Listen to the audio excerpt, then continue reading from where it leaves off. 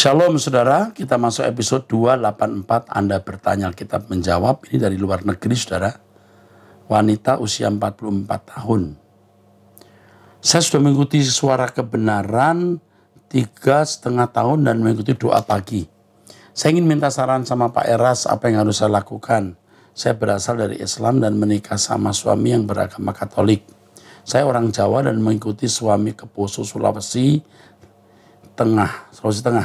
Awalnya suami baik Pak, tapi semenjak pulang ke Sulawesi sifatnya berubah 180 derajat menjadi pemabuk sampai akhirnya terjadi kerusuhan Poso 1989, rumah dan semua harta benda dibakar massa, yang tersisa hanya baju di badan saja.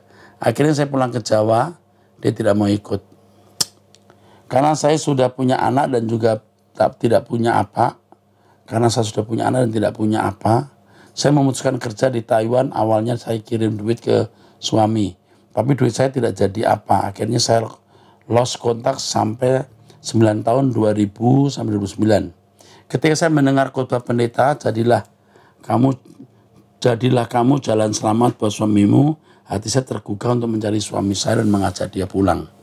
Tapi kebaikan saya ini awal dari kehancuran hidup saya Pak. Saat itu sampai sekarang suami saya tidak mau bekerja. Saya harus bekerja mencukupi semua kebutuhan sampai anak saya lulus kuliah. Setiap saya suruh kerja, dia bilang, kan kamu yang panggil saya pulang. Hati saya sangat hancur Pak. Dia yang selalu memaki, saya bodoh, anjing, otak sesat, otak tai. Saya mengalami depresi hebat. Dia selalu mengancam mau siram muka saya dengan air keras, mau bunuh saya dan mau potong saya. Kalau saya mau minta cerai. Saya merasa sudah tidak mampu untuk hidup. Setelah saya rajin mendengar khotbah Bapak untuk berkemas dan tidak bergantung pada manusia, kita nanti pulang pun sendiri. Saya merasa pelan hati saya mulai tenang dan mulai memindahkan hati saya kepada Tuhan. Saat ini saya masih di Taiwan dan saya merasa takut untuk pulang Pak, karena ancaman itu. Apa yang harus saya lakukan? Harusnya dia membimbing saya yang dari Islam. Malah saya yang harus mencari kebenaran firman Tuhan. Saya sudah ketemu pria-pria yang Kristen lalu menikah dengan agama lain, dia menelantarkan. Saya sedih mendengar pendeta yang berkata ini tadi. Kamu menjadi apa tadi? Pokoknya dia harus menyelamatkan suami. Nggak usah diajarin itu, kita sudah tahu. Tapi bagaimana caranya harus diajarkan. Suami seperti ini tidak pantas jadi manusia. Ini kalau begini semi hewan. Orang seperti ini tidak bisa diajak hidup bersama. Kita bukannya tidak mau jadi berkat, tapi caranya. You memberi dia uang itu salah sekali. Keliru banget. Ini manusia yang tidak bisa diperbaiki dengan mudah. Kecuali nanti dipukul Tuhan, kanker stadium 4, kecelakaan, kehilangan 2 mata, 2 kaki, mungkin bisa bertobat. Serahkan tubuhnya kepada iblis supaya jiwanya selamat. Saya lihat Anda ini tulus, tapi Anda harus bijaksana, ya. Ini ya, jadilah kamu jalan selamat buat suamimu, buat setiap orang, buat suami iya, tapi caranya bagaimana? Anda mau mengambil dia pulang, belum tentu. Saya tidak tahu dia tuh punya simpanan nggak, punya perempuan nggak, main dengan pelacur nggak. Yang model begini pasti hidupnya kotor, rusak, bejat. Jadi jangan beri dia uang. Jangan pulang ke Indonesia dulu. Sebenarnya ancaman-ancaman seperti ini kalau kamu punya data kamu simpan. Ya. Kalau di gereja yang saya gembalakan, kalau ada suami-suami KDRT tetap saya akan lindungi ibu-ibu. Dan saya akan perkarakan dengan serius secara hukum. Kalau dia tidak mau bertobat. Ini laki-laki kejam sekali dan sangat jahat. Kamu lost kontak. Kamu akan dipertemukan Tuhan kalau pada waktunya dan tidak usah mencari-cari. Tuhan akan memimpin kamu. Kepada ibu-ibu semua, kamu salah nikah, kamu kehilangan kehidupan. Lebih baik tidak pernah menikah dan cerai, tidak kawin lagi. Temukan hidupmu dan persiapkan masuk langit baru, bumi baru. Nah dia ini mengatai istrinya bodoh, anjing, otak sesat, otak tai. Ini manusia macam apa? Orang hidup aja masih ditopang. Saya bunuh kamu, saya potong kamu. Emangnya ayam main potong? Yang begini-begini ini tidak bisa diajak hidup bersama. Dan memang laki-laki seperti ini tidak pantas jadi manusia. Jadi hati-hati memilih jodoh ya. Kepada ibu ini tetap setia ikut Truth ID ya. Lupakan apa yang harus dilupakan dan jagai anak-anakmu. Yang penting dia sekolah.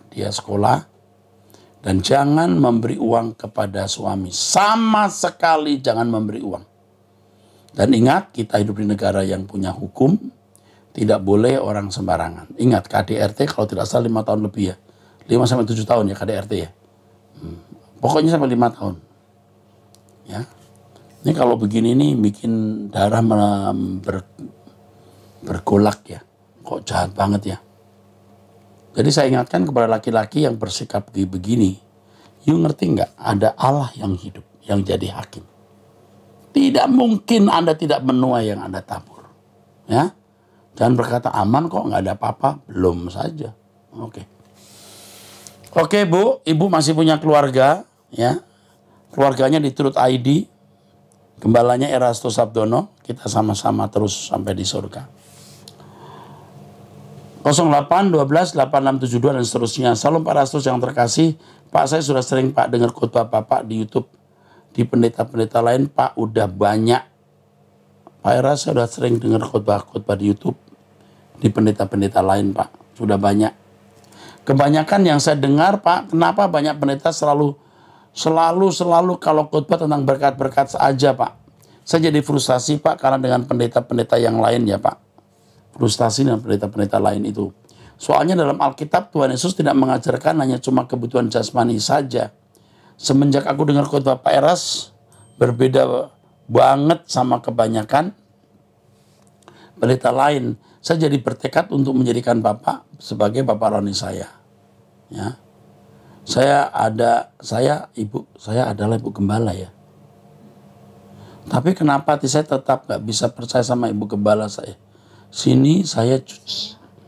Di sini ada ibu gembala, dia bukan ibu gembala. Tapi kenapa hati saya tetap nggak bisa percaya sama ibu gembala Pak? Karena saya nggak mau kalau saya tak ntar meninggal dunia nanti tahu-tahu aku nggak diterima di kerajaan Bapak.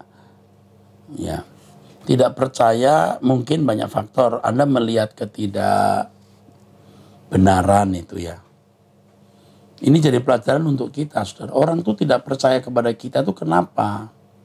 Kita tuh memancarkan kehidupan macam apa sampai orang tidak percaya? Yang aku mau tanyakan Pak Eras, apa yang harus saya lakukan untuk menyikapi hal ini?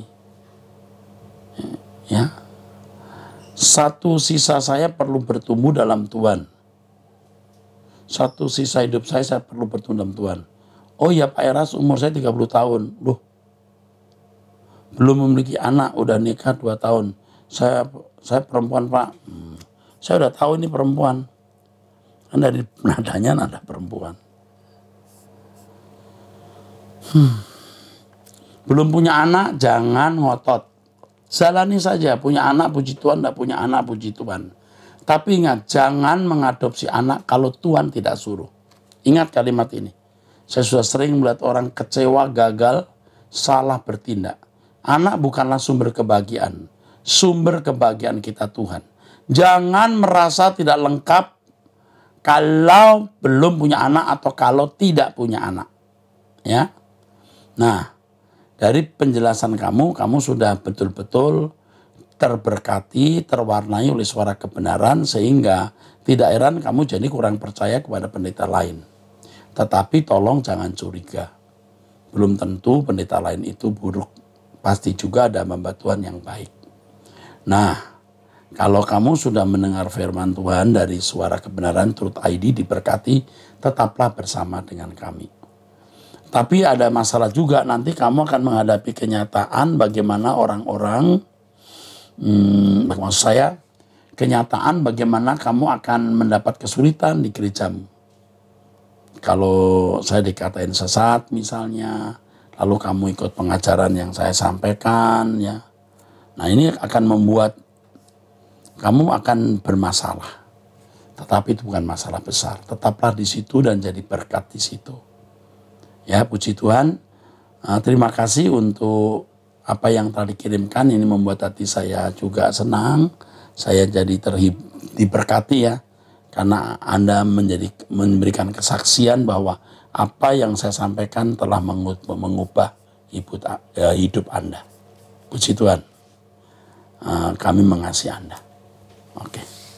0857 3200 dan seterusnya. Salam Pak Eras. Saya mau tanya, apa dibenarkan sebagai orang Kristen yang sudah percaya Yesus, kalau ada keluarga yang sudah meninggal, diadakan atau diingat lagi hari yang ke-40, hari yang ke-100, dan selanjutnya. Tapi dengan cara Kristen, mengundang tetangga kiri kanan, alasannya masih bagi berkat dengan cara itu. Terima kasih. Kalau itu Anda, jangan. Kalau Anda memiliki hak untuk tidak melakukan, memiliki hak untuk membatalkan atau melarang, larang. Tidak perlu. Tetapi saudara-saudara kita yang lain yang masih belum mengerti kebenaran secara lengkap, masih terikat dengan 40 hari, 7 hari, 100 hari, 1000 hari, ya udah diam-diam dulu. Ya, ini nggak prinsip kok ya. 40 hari mau ke 7 hari sama saja, mau 50, mau 51 sama saja. Nggak masalah ya. Tapi kalau itu kita, jangan. Kalau orang lain, terima saja. Itu nggak masalah. Ya, kalau orang belum dewasa ya pasti begitu. Ya. Baik, saudaraku sekalian. Ini ada panjang sekali. Nanti akan dijawab secara khusus. Sekarang dari wanita. Ini pasti pertanyaan yang ada di doa pagi ini. Pak Erastus, selamat pagi nih. Berarti di LP3 tetap seperti di dunia, ada masalah sakit penyakit dan lain-lain. Hanya tidak dosa ya Pak. Loh. Kalau tidak ada dosa nggak ada penyakit dong. Penyakit seperti yang ada di bumi ini loh ya. Tidak ada masalah dong, karena sumber masalah itu dosa. Ini pagi-pagi saya berkhotbah bahwa di langit baru bumi baru nanti kita akan menikmati dunia seperti hari ini. Itu saya bicara. Nah, ada budaya, ada keindahan, ada makan minum, dan semua ada. Musik. Tapi tidak ada dosa, berarti tidak ada sakit penyakit, tidak ada penderitaan, tidak ada kematian. Oke. Tidak ada sakit penyakit seperti yang ada di bumi ini. Oke. Pria, bolehkah kita perkatakan perkataan nikmat Pak Erastus dibuat tertulis dan di-share? Boleh. Sebanyak-banyaknya Anda share ke orang lain supaya saya bisa lebih memberkati banyak orang. Karena memang begini saudara sekalian, kalau kita melihat hari ini, dunia ini sedang mengalami kemerosotan yang luar biasa, kemunduran yang luar biasa. Aduh, Kristen yang dijalani orang Kristen hari ini, itu bukan Kristen yang diajarkan Yesus. Itu Kristen yang telah mengalami devaluasi. Artinya sudah merosot. Gereja mengalami kemerosotan yang luar biasa. Ini menyedihkan dan saya sendiri terus terangnya sering murung. Tidak tahu bagaimana menjelaskan ini. Gereja harus kembali ke Injil yang Yesus ajarkan. Bukan para teolog, bukan tradisi gereja. Yang pertama kesucian. Kita dikembalikan ke rancangan Allah semula. Itu kan intinya. 2, langit baru, bumi baru. Karena bumi ini akan menjadi lautan api. Akan dihancurkan. Jangan berharap apa-apa dari dunia ini. Sebab kalau kita berharap dapat menikmati kesenangan dari dunia ini, kita akan mengkhianati Tuhan. Tuhan jelas berkata kok, kalau kamu tidak melepaskan dirimu dari segala milikmu, kamu tak dapat jadi muridku. Jelas. Asal ada makan pakaian cukup. Waduh, itu lebih jelas lagi. Tuhan Yesus juga menunjukkan dan mengajarkan gaya hidupnya. Serigala mempunyai liang, burung mempunyai sarang, anak manusia tidak memiliki tempat untuk meletakkan kepalanya. Bukan berarti kalau kita tidur di bawah kolong jembatan. Tetapi kita tidak menjadikan apapun sebagai tujuan hidup, kesenangan, dan kebahagiaan. Sebab hidup kita harus bekerja, bekerja, bekerja. Yang pertama, mengubah diri. Bagaimana menjadi manusia sesuai rancangan Allah semula? Itu keselamatan. Keselamatan bukan hanya terhindar dari neraka dan diperkenankan masuk surga. Tetapi keselamatan itu adalah diubahkannya manusia masuk ke rancangan Allah semula. Nah, kebenaran begini mesti di-share, Pak. Ini Pak Anton namanya. Saya senang Bapak menjadi salah satu pasukan, menjadi salah satu laskar untuk memberitakan suara kebenaran ini. Nah, orang harus melihat, saudaraku sekalian, bahwa akibat dosa itu memang neraka, jelas terpisah dari Allah selama-lamanya. Tapi akibat dosa itu yang mesti harus diperhatikan sejak kita hidup itu kodrat dosa. Kodrat dosa ini yang harus kita perhatikan dengan serius. Kalau kodrat dosa di dalam diri kita tidak diselesaikan, kita tidak akan selamat. Nah, banyak orang Kristen berpikir percaya Yesus, kalau sudah percaya Yesus sebagai Tuhan dan Juru Selamat, maka masuk surga. Itu baru keyakinan akali. Percaya itu berarti menyerahkan diri kepada objek yang dipercayai. Dan objek yang dipercaya itu Tuhan. Kalau kita berkata, aku percaya Tuhan, dalam hal ini Tuhan Yesus, kita harus hidup seperti Dia hidup. Ini masalahnya. Saya berharap saudara sekalian bisa mengerti hal ini, ya. Oke. Saya percaya ini akan menjadi berkat bagi saudara, ya. Saya teruskan dengan 0859 2183 dan seterusnya. Salam Pak Era, salam kenal. Saya seorang ibu rumah tangga usia 46 tahun tinggal di Jakarta. Hampir setahun ini rajin mendengar khotbah dan pelajaran Alkitab dari Pak Erastus dan Pak Wignyo. Saya adalah jemaat gereja HKBP. Saya sangat bersyukur diberi kesempatan oleh Tuhan untuk mendengarkan khotbah dari Pak Eras dan juga Pak Wignyo Tanto. Sehingga saya dapat mengerti tentang bagaimana memahami Alkitab dengan benar dan mengerti tentang kebenaran firman Tuhan. Saya merasa sangat diberkati. Tiap hari saya selalu mendengarkan khotbah Pak Eras dan Pak Wignyo di channel YouTube Truth ID. Oke, keren. Ada yang ingin saya tanyakan kepada Pak Eras mengenai mimpi saya di tahun 2020. Lalu hingga saat ini saya yang mengganggu. Apa sih mimpinya? Yuk kita dengar ya saudara. Mimpi yang membuat ini si ibu usia 46 tahun ini terganggu. Yuk kita dengar bareng-bareng ya. Mimpi pertama saya di awal tahun 2020 Januari, sudah COVID ini. Udah mulai COVID ya. Saya bermimpi didatangi sosok seperti iblis. Maksudnya seperti iblis itu mana? Memang tahu iblis itu macam apa. Dalam mimpi itu iblis itu berkata begini, ingin membunuh saya. Dalam mimpi itu saya berdoa kepada Tuhan Yesus dan meminta tolong kepada Tuhan Yesus. Yang saya ingat saya berkata dalam nama Tuhan Yesus, nyala. Lalu sosok iblis itu menghilang. Saya tidak tahu ini sosoknya iblis yang pakai taring, pakai trisula, hitam-hitam, pakai jubah atau gimana ya. Lalu saya terbangun dan merasa ketakutan. Saya berdoa dan membaca Alkitab untuk menenangkan diri. Saat itu sekitar jam 3 pagi. Setahun sebelumnya saya juga pernah bermimpi didatangi iblis. Tapi dalam sosok seperti ular yang besar. Oh, yang kedua tadi apa? Yang pertama ular nih. Ular naga, warna coklat kemerahan. Ular itu berkata ingin membunuh saya. Saya terbangun dan merasa ketakutan dan saya langsung membuka Alkitab dan membaca Mazmur 119. Sepertinya Roh Kudus yang menuntun saya untuk membaca Mazmur 119. Oke, yang pertama begini. Hati-hati dengan gejala-gejala jiwa.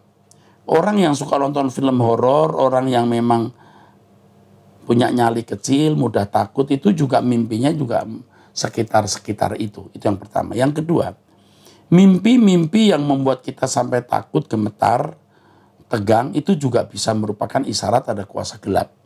atau kiriman teluh tenung ke kita. Tapi saudaraku, ini tidak membahayakan. Yang membahayakan itu malah yang pertama. Yang pertama itu bisa membuat seorang jadi seperti sakit jiwa, saudara. Yang mudah takut, nanti dikit-dikit dan mimpi, lihat setan dan lain-lain. Ya, itu bisa lebih permanen. Tetapi kalau setan itu dalam arti teluh, tenung, percaya Tuhan itu Tuhan yang hidup.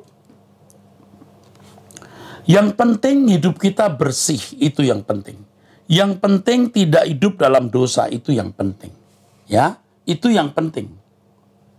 Nah, ketika saudara ada dalam situasi seperti ini, saya anjurkan untuk tidak mengusir dengan membaca ayat Alkitab. Iblis tidak takut ayat Alkitab. Jangan saudara seperti agama lain yang punya ayat-ayat kitab suci yang kalau dibaca bisa ngusir setan. Di Alkitab tidak mengajarkan ayat-ayat semacam itu. Tetapi bukan tidak menutup kemungkinan dengan membaca ayat Alkitab berarti saudara kuat. Amin. Tapi sebenarnya Anda tidak mengusir setan dalam nama Yesus, setan pun akan enyah. Karena Anda anak Allah. Dibungkus dengan kuasa darah Yesus, dipagari dengan malaikat-malaikat. Loh, saya manusia seperti saudara, ada takutnya juga, saudara. Tapi kalau saya sudah di tempat tertentu lalu merasa ada kuasa gelap, yang saya bayangkan bukan setan. Aku anak Allah, malaikat-malaikat besar bersamaku. Jadi kuat. Kok Tuhan kalah sama setan? Kok malaikat-malaikat kudus kalah sama setan? Kan tidak. Cukup begini. Kuserahkan hidupku dalam tangan-Mu Tuhan. Amin. Cukup. Cukup, saudara. Anak saya di luar kota pernah cerita bahwa ada kuasa gelap. Saya berdoa dari rumah. Tuhan, aku minta Engkau kirim malaikat. Besoknya saya tanya, diganggu nggak malam ini? Enggak kan? Enggak. Tuhan kirim malaikat. Saya berkata, nanti saya berdoa untuk kamu, nak. Tuhan kirim malaikat. Bener, kirim malaikat. Jadi jangan takutlah, ya. Rileks saja. Allah itu Bapak kita. Loh, lah kita jadi Bapak, lihat anak kita terganggu, kita ngamuk. Kita lindungi anak kita, apalagi Allah Bapak di surga. Mimpi kedua saya di awal bulan Maret 2020, dalam mimpi itu saya melihat benda jatuh dari langit, seperti bola api yang sangat besar, dan banyak orang terluka karenanya, termasuk saya dan putri saya. Saat itu saya tidak terlalu menghiraukan mimpi itu. Saya anggap mimpi itu biasa saja. Mimpi ketiga sekitar tahun 2020, saat itu bermimpi sedang berada di rumah paman saya. Sejak usia 5 tahun saya tinggal dengan paman dan bibi saya. Setelah menikah saya ikut suami. Dalam mimpi itu saya melihat banyak air tergenang di jalan. Lalu saya melihat ke langit. Saya melihat awan berwarna pink gradasi dari pink muda sampai pink tua dan membentuk sketsa wajah Yesus. Untuk mimpi yang terakhir ini saya berpikir mungkin Yesus ingin saya lebih giat lagi bersekutu dengan Tuhan. Setelah mimpi yang terakhir, saya penasaran apakah semua mimpi yang saya alami berkaitan. Tetapi saya tidak menemukan jawabnya. Berkat mimpi-mimpi ini, saya akhirnya menemukan Truth ID. Berkat mimpi itu. Maksudnya, khotbah pertama Pak Eras yang saya dengar adalah seminar akhir zaman. Yang ingin saya tanyakan kepada Pak Eras, apakah mimpi ini ada sebuah pesan dari Tuhan? Atau hanya mimpi biasa bunga tidur saja? Saya belum pernah menceritakan mimpi saya ini kepada siapapun. Saya memberanikan diri untuk bertanya kepada Pak Eras karena saya teringat lagi akan mimpi saya ini. Dan akhir-akhir ini saya sering merasa gelisah dan sering menangis. Saya tidak tahu kenapa. Loh, ini gejala-gejala jiwa yang tidak sehat. Kalau sampai nangis tidak tahu apa penyebabnya. Terutama jika mendengar khotbah-khotbah dari Pak Eras, terus wah kalau dengar khotbah nangis itu benar. Tapi kalau nangis tidak ada sebabnya, ini masalah. Mohon pencerahannya. Oke. Kalau Tuhan memberi mimpi, dan mimpi itu memang dari Tuhan, pengalaman hidup ya, ini subjektif ya. Jangan jadikan standar. Yang pertama, memberi kegentaran. Kita gentar. Ada kegentaran yang hebat. Yang kedua, kita akan selalu terintimidasi. Ingat terus mimpi itu. 3. Kalau kita pertanyakan di dalam doa, kita merenung, kita tanyakan Tuhan mimpi itu artinya apa. Itu mimpi malah bertambah banyak, seperti ceritanya lebih lengkap. Jadi lebih lengkap, ya, lebih utuh. Waktu mimpi itu nggak ada ini, kok ada ya. Nah itu Tuhan tambahkan. Yang keempat, Tuhan akan memberitahukan. Artinya, pasti. Tuhan bukan Tuhan yang memberi teka-teki lalu tidak jelas maksudnya apa. Ya, Tuhan pasti memberitahu maksud mimpi itu. Dan percayalah, Tuhan itu bukan Tuhan yang bikin kita bingung. Kalau mimpi itu tidak membuat kita tegang, tidak mengintimidasi kita, jangan ingat lagi, buang saja. Udah buang saja. Saya juga sering mimpi-mimpi yang gak jelas. Saya tidak ingat lagi lalu lenyap. Tapi kalau dari Tuhan itu selalu mengintimidasi kita. Ya, saya dapat mimpi dari Tuhan itu, bangun, waduh rasanya ada kegemetaran gitu saudaraku. Saya tanya itu, Tuhan apa arti mimpi? Waduh, seperti tambah cerita lengkap itu. Dan tentu ada beberapa peristiwa dalam hidup saya yang terkait dengan mimpi. Tuhan memberi pesan yang jelas lewat mimpi-mimpi itu. Jadi saudara-saudaraku sekalian, jangan terlalu mempersoalkan mimpi. Ingat, kita itu memiliki Roh Kudus. Tuhan tidak bicara lewat mimpi pun, bicara langsung lewat Roh Kudus dalam hidup kita. Bukan seperti umat perjanjian lama yang belum memiliki meterai Roh Kudus. Jadi kalau mimpi jangan Anda gusar. Artinya apa ya? Kalau nggak tahu ya memang itu hanya bunga tidur atau gejala di bawah sadar kita muncul waktu kita tidur. Kepada ibu ini, ibu belajar terus firman Tuhan. Ya, jangan manjakan perasaan, harus matang, harus dewasa, sehingga ibu akan lebih objektif ya melihat hidup dan kebenaran. Oke, saudaraku sekalian, demikian Abam episode ini. Sampai bertemu di episode yang akan datang. Jangan lupa Truth ID dipanteng terus. Banyak kebenaran di situ. Dan doa pagi jam 5 lewat Truth ID dan webinar. Sampai jumpa, Tuhan berkati.